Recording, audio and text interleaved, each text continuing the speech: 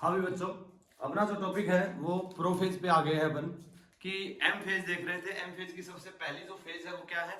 Prophase. और prophase के लिए अपने सबसे पहले क्या लिखा था कि prophase is the longest phase of M phase. क्या है ये? एम फेज के अंदर सबसे लॉन्गेस्ट फेज है। चलिएगा ध्यान से समझना एक एक फेज को, कौन सी फेज के अंदर क्या हो रहा है। क्लियर है? तो यहाँ इस डायग्राम से रिप्रेजेंट कर रहा। अगर अपन शुरुआत करें इंटरफेज से, अगर हम शुरुआत करें कहां से? इंटरफेज से। अगर मैं इसको ले रहा हूं कि ये G1 है, क्या है? G1 phase. और यहाँ G1 के अंदर अगर मैं क्रोमोसोम की बात करूं तो हमें पता है क्रोमोसोम नहीं होगा, क्योंकि क्या होता है नॉर्मल सेल के अंदर जब इंटरफेज में होती है तो क्रोमेटिन होता है। क्रोमोसोम तो जब सेल डिवाइड होगी डिवीजन फेज में, जब माइटोसिस के अंदर जाएगी, माइटोसिस में मेटाफेज पर, उस कंडीशन में अपन को अपीयर होंगे कौन? क्रोमोसोम। तो ये अपन ने जो दिखाए हैं, ये क्या दिखाए हैं? क्रोमेटिन। मान लो दो क्रोमेटिन अपने रिप्रेजेंट किए हैं, ये इसके अंदर इसकी न्यूक्लियोलस है। क्या है? न्यूक्लियोलस है। एक सेल अपने रिप्रेजेंट करी है। क्लियर है? बाकी जितने भी सेल ऑर्गेनल है सारी चीजें अंडरस्टूड है, इसके अंदर सब कुछ प्रेजेंट है। अब जीवन के बाद जो फेज आएगी कौन सी आई? S phase. हम पढ़ चुके हैं कि एस फेज के अंदर क्या होगा? DNA replication, histone protein replication duplication and centriole duplication, ये मेजर इवेंट्स है जो एस फेज में होते हैं। और जैसे एस फेज में आई तो ध्यान से देखना, क्या ऐसा बन जाएगा कि ये जो है इस क्रोमेटिन के अंदर पहले डीएनए एक था, बट अब डीएनए कितने हो जाएंगे? दो डीएनए हो जाएंगे। कितने हो जाएंगे? दो डीएनए हो जाएंगे। अरे हो जाएंगे कि नहीं हो जाएंगे? क्योंकि ये कौन से आ चुके हैं? G2 फेज के अंदर अब यहाँ पे हर एक क्रोमेटिन में कितना डीएनए हो चुका है? दो डीएनए हो चुका है। बट अपन सेपरेट नहीं दिखा रहे, वो क्या रहता है? पूरा कंप्लीट एक दूसरे के साथ अटैच रहता है, जुड़ा हुआ रहता है। तो इस कंडीशन में कुछ ऐसा रिप्रेजेंट कर रहा हूं मैं कि ये अपन को दिख रहा है कि G2 फेज है। G2 के अंदर पहले के कंपैरिजन में थोड़ा अपन ने इसको थोड़ा डेंस दिखा दिया, और ये इसकी न्यूक्लियोलस है। यहाँ पर हर एक क्रोमेटिन या बोले तो हर एक क्रोमोसोम के अंदर डीएनए कितना है? दो है। अब G2 के बाद आ रही है अपनी कौन सी? प्रोफेज। कौन सी आ रही है? प्रोफेज। चलो ध्यान से सुनना, प्रोफेज अगर आ रही है तो प्रोफेज को हम दो पार्ट्स में डिवाइड कर रहे हैं। कौन कौन से? एक तो कर रहे हैं अपन इसको अर्ली प्रोफेज में, एक तो अर्ली प्रोफेज जब प्रोफेज स्टार्ट हुई है, और एक कंसीडर करेंगे अपन दूसरी लेट प्रोफेज। अर्ली प्रोफेज और लेट प्रोफेज कौन कौन से इवेंट्स हो रहे हैं? चलिएगा देखना, ये सेल है, ये सेल के अंदर अगर सबसे पहले हम बनाए तो इसका क्या बना दिया? न्यूक्लियस। ये न्यूक्लियस है। अंडरस्टूड है कि ये double membrane bound cell organelle है।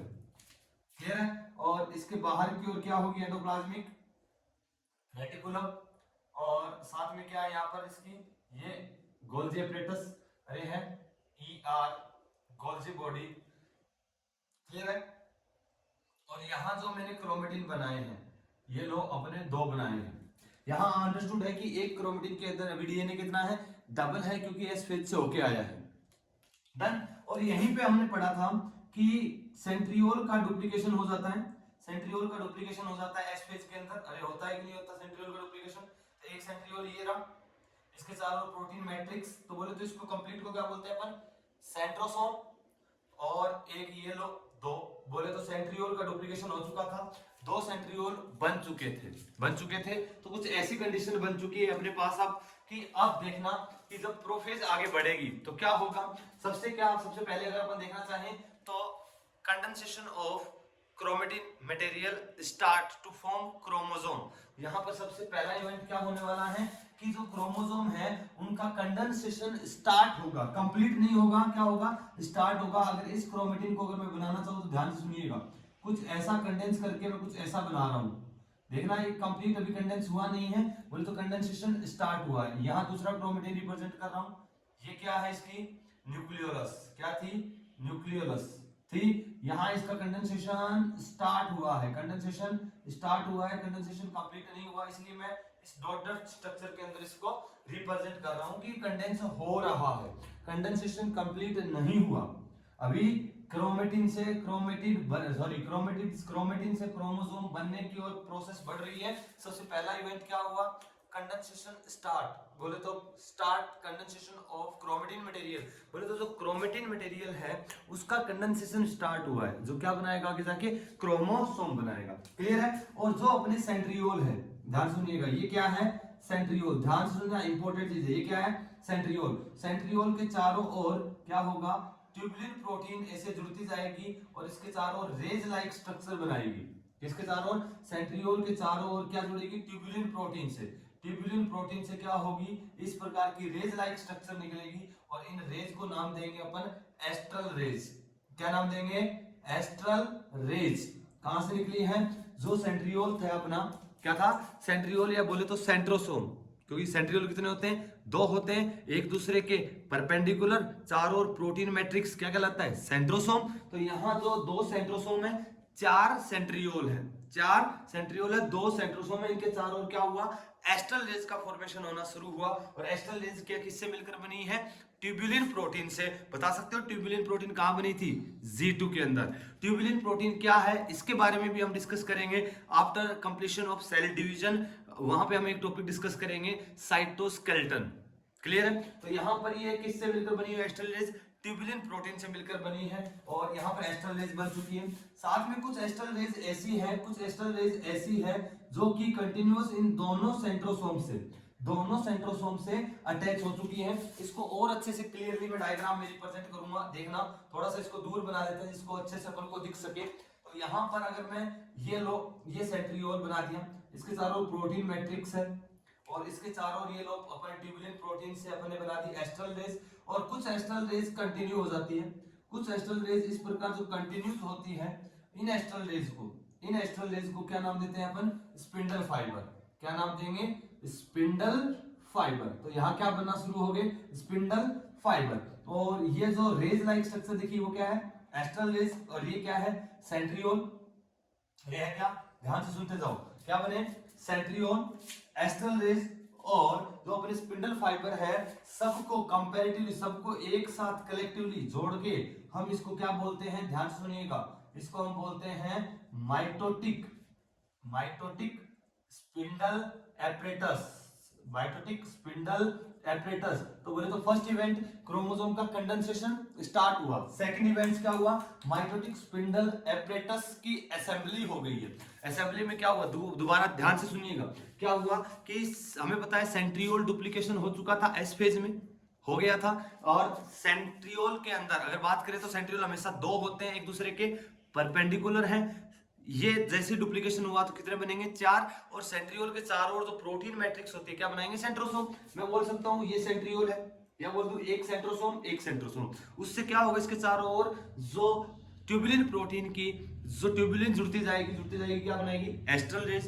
कुछ एस्ट्रल रेज कंटिन्यू हो जाएगी, ये देखो इन्होंने बनाया स्पिंडल फाइबर। तो स्पिंडल फाइबर किससे मिलकर बने हुए हैं, याद रहेगा किससे मिलकर बने हुए हैं, ट्यूबुलिन प्रोटीन से। क्लियर है। और ये कंप्लीट क्या कहलाएगा, माइटोटिक स्पिंडल एपरेटस। तो इसकी असेंबली हो चुकी है। और अब क्या होगा कि कुछ ऐसा है, देखना मैं बना रहा हूं इसको स्पिंडल फाइबर को, कुछ ऐसा है जैसे मान लो ये ट्यूबुलिन प्रोटीन है, एक ट्यूबुलिन प्रोटीन, दूसरी, इस प्रकार ट्यूबुलिन प्रोटीन बढ़ती जा रही है, ट्यूबुलिन प्रोटीन इस प्रकार जुड़ती जा रही है। तो बोले तो स्पिंडल फाइबर का साइज बढ़ता जा रहा है। अगर साइज बढ़ता जाएगा तो ये क्या होगा, ये जो सेंट्रियोल है ये पोल की ओर मूव होना शुरू होंगे। ये सेल की क्या है अपने पोल, क्या कंसीडर किए अपने पोल है, ये दोनों पोल है। तो सेंट्रियोल यहां जैसे ट्यूब्यूल्स ऐड होती जाएगी तो दोनों सेंट्रियोल्स क्या होंगे, start to move towards pole. तो centriole start to move towards pole, pole की ओर जाना स्टार्ट हो गए, कंडेंसेशन स्टार्ट हो गया, अरे हो गया। तो ये इवेंट्स हो चुके हैं कहां पर, अपने अर्ली प्रोफेज में। अब जैसे जैसे प्रोफेज आगे बढ़ेगी तो धीरे धीरे क्या होगा, यहाँ पर क्रोमोसोम का कंडेंसेशन और अच्छा होगा और nuclear membrane start to disintegrate. Nuclear membrane क्या होगी, जैसे जैसे लेट प्रोफेज आएगी तो न्यूक्लियर मेम्ब्रेन क्या हो जाएगी, डिसइंटीग्रेट होना शुरू होगी, बोले तो डिसअपीयर होना शुरू होगी। ही आर जो गोल्जी बॉडी अपने बनाए हैं ये भी क्या हो जाएंगे, डिसइंटीग्रेट होना शुरू हो जाएंगे। अरे हुए कि नहीं हुए, गायब होना शुरू हो जाएंगे। क्लियर है। और यहाँ पे अब जैसे जैसे लेट प्रोफेज में आए उस कंडीशन में क्या हो गया, दोनों के दोनों सेंट्रियोल कहाँ आ चुके हैं, पोल पे आ चुके हैं और इनसे क्या है, ये एस्ट्रल रेज निकली है। इनसे क्या निकली है? Astral rays. और कुछ एक स्पिंडल, कुछ एक ट्यूबुलिन प्रोटीन से मिलकर बने हुए जो एस्ट्रल रेज थे, जो कॉन्टिन्यूअस थे, उन्होंने क्या बनाया? Spindle fibre. क्या बनाया उन्होंने? ये क्या है इनके? Spindle fibre. Spindle fibre. तो ये क्या है यहाँ पर? Astral raise. ये सेंट्रियोल है। अरे है कि नहीं है? तो यहाँ अब क्रोमोसोम का कंडेंसेशन पहले के कंपैरिजन में थोड़ा और ज्यादा हो चुका है। पहले के कंपैरिजन में कंडेंसेशन और ज्यादा हो चुका है। कंप्लीट कंडेंसेशन अभी भी नहीं हुआ। अपन 2 क्रोमोसोम लेके चले थे और दोनों हमें पता है एक क्रोमोसोम में डीएनए अभी 2 है, इधर भी 2 है, बट दोनों आपस में अटैच्ड है, अभी सेपरेट नहीं है, बिल्कुल एक साथ है दोनों डीएनए। क्लियर है? और यहां पर क्या हुआ? Nuclear membrane. क्या हुआ? Nuclear membrane, ER, Golgi body और न्यूक्लियोलस। न्यूक्लियोलस क्या हो जाएगी? डिसअपियर। जैसे ही प्रोफेज का लास्ट आएगा, लेट प्रोफेज के अंदर क्या होगा? Nuclear membrane, ER, Golgi body disappear. Centrioles कहां पहुंच जाएंगे? पोल पे पहुंच जाएंगे। क्रोमोसोम कंडेंस होना शुरू होंगे, क्रोमेटिन कंडेंस होना शुरू होंगे और क्या बनाना शुरू करेंगे? क्रोमोसोम फॉर्मेशन स्टार्ट कर देंगे। तो ये इवेंट्स है। और दूसरा और क्या फिनोमिना देखी अपन ने कि यहाँ पे माइटोटिक स्पिंडल फाइबर एपरेटस की क्या हुई? असेंबली हुई। अपने स्पिंडल, अपने centriole start to move towards pole और लेट प्रोफेज में पोल पे पहुंच चुके हैं। स्पिंडल फाइबर का फॉर्मेशन हो गया। क्रोमोसोम क्या हो रहा है? पहले के कंपैरिजन में और कंडेंस हो चुका है। क्लियर है? तो डायग्राम साथ साथ बनाते चलिएगा। लैंग्वेज के लिए मैं टेलीग्राम के ग्रुप के ऊपर क्या डाल दूंगा? पीपीटी डाल दूंगा, उसके अंदर लैंग्वेज सारे लिखी हुई है, उस लैंग्वेज से तुम नोट्स बना लेना। बट जो मैंने पॉइंट बोले हैं यही तुमको पॉइंट याद रखने हैं कि एग्जाम में कौन कौन से पॉइंट है, इसके अलावा कुछ भी नहीं है। एनसीईआरटी जब पढ़ते हैं तो एनसीईआरटी के अंदर के अंदर एक स्टेटमेंट और आता है, सुनिएगा वो स्टेटमेंट क्या है। नोट्स के अंदर मिल जाएगा, जब एनसीईआरटी की प्रोफेज पढ़ोगे तो तुम्हें वहां पे मिल जाएगा। क्या बोलता है कि क्रोमेटिन मटेरियल स्टार्ट टू अनटेंजल्ड। क्या होगा कि जो पहले, क्योंकि अभी अपने सिर्फ 2 दिखाए हैं, बट अगर अपनी सेल होगी तो कितने होंगे? इसमें 46 होंगे और 46 क्रोमेटिन होते हैं तो कुछ इस प्रकार से होंगे। तो 46 क्रोमेटिन क्या होंगे? Start to अनटेंजल्ड। अनटेंजल्ड का मतलब है सुलझना शुरू होते हैं। क्लियर? पहले 46 मिक्स पड़े हैं, डिवीजन करना है तो वो सेपरेट होंगे, तो बोले तो सुलझना शुरू हो जाते हैं। तो उस लाइन का मतलब अनटेंजल्ड का मतलब ऐड कर लेना, क्या होता है? सुलझना। कि जो क्रोमेटिन मटेरियल है वो अनटेंजल्ड होना शुरू होंगे और उनका कंडेंसेशन होता या कंडेंसेशन स्टार्ट हो जाएगा। कंडेंसेशन हो जाएगा अर्ली प्रोफेज में स्टार्ट। कंप्लीट कंडेंसेशन अभी नहीं हुआ है। कंप्लीट कंडेंसेशन हम करवाएंगे कहां पर? मेटाफेज के अंदर। क्लियर है? इतने सारे पॉइंट क्लियर है? फटाफट स्क्रीनशॉट ले लीजिए या उतार दीजिए सब।